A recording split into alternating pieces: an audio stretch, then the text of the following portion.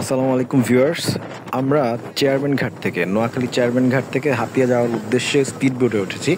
আপনারা দেখতে পাচ্ছেন যে এই ফেব্রুয়ারি মাসে মানে শীতের মধ্যেও নদী কতটা উত্তাল, তাহলে বুঝতেই পারছেন যে যখন আসলে নদীটা একটু মানে কি বলে মার্চ এপ্রিলের দিকে হয় তাহলে ভয়ানক অবস্থা হয়ে যায়।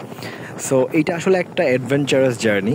আপনারা যারা করেছেন তারা ডেফিনেটলি জানেন যে নদীর মধ্যে যখন স্পিডবোটটা চলতে থাকে এবং যত মানে স্পিডে এবং খুব বেশি ঝাঁকি যখন দেয় তখন আসলে কেমন লাগে।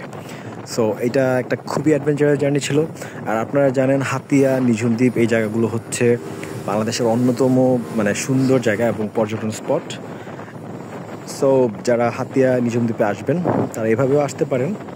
তবে আপনার যদি পার্সোনাল হেলিকপ্টার থাকে তাহলে আপনি ডিরেক্ট নিঝুম দ্বীপে চলে আসবেন। বাট হেলিকপ্টার যদি না থাকে তাহলে ডেফিনেটলি আপনাকে এভাবে আসতে হবে অথবা লঞ্চে বা জাহাজে চড়ে আসতে হবে।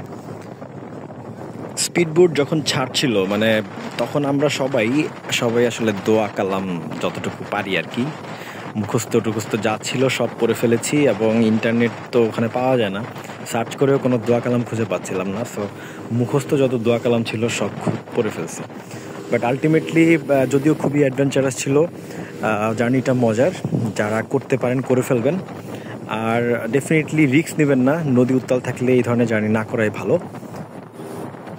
মাঝ নদীতে যখন স্পিডবোট চলছিল তখন আমি দাঁড়িয়ে ভিডিও করার যে ঝুঁকিটা নিয়েছিলাম এটা দুঃসাহসিক একটা ঝুঁকি ছিল। আমার কলিগ আমাকে শক্ত করে দুই পাশ থেকে ধরেছিল দুজন, তারপর হচ্ছে আমি ভিডিওগুলো করেছি। বিকজ এত বেশি ঝাঁকি আর এত মানে কাঁপাকাঁপি ছিল, ইট ওয়াজ সো ডেঞ্জারাস। সো আমি আসলে ভিডিওগুলো করেছি আপনাদের জন্য যেন দেখতে পারেন আসলে কেমন ফিল হয়। যদিও ভিডিওতে অনেকটাই বোঝাতে পারছি না, বাস্তব অভিজ্ঞতা ডিফারেন্ট। আর হচ্ছে ডানে বামে সামনে পিছনের যেদিকেই তাকাবেন শুধু পানি আর পানি। আর স্পিড বোটটা যদি একটু বড় হয় ডেফিনেটলি আপনার জন্য ভালো। ছোট স্পিড বোট হলে বুঝতেই পারছেন ঢেউ যদি একটু বেশি বড় হয়ে যায় তাহলে ধাক্কা বেশি লাগবে। সো আপনারা যারা আসবেন হাতিয়া নিঝুম দ্বীপ ভ্রমণে তাদের জন্য শুভকামনা। হাতিয়া নিঝুম দ্বীপ হচ্ছে বাংলাদেশের অন্যতম সুন্দর জায়গা। আপনারা জানেন Hatiya one of the biggest upazilas of Bangladesh. আর নিঝুম দ্বীপের কথা নাই বললাম। এত সুন্দর জায়গাগুলো আপনারা অবশ্যই দেখতে আসবেন এবং অন্য মানুষদেরকে বলবেন যে আসলে এই জায়গাগুলো কেমন। বিকজ এই জায়গাগুলো অনেকটা আন্ডার রেটেড রয়ে গেছে। মানে মানুষ আসলে এখনও জানে না যে এই জায়গাগুলোতে আসলে এত সুন্দর সুন্দর এত জায়গা রয়েছে। সো এই জার্নি যারা করেছেন কমেন্টে জানাবেন তাদের অভিজ্ঞতা কেমন।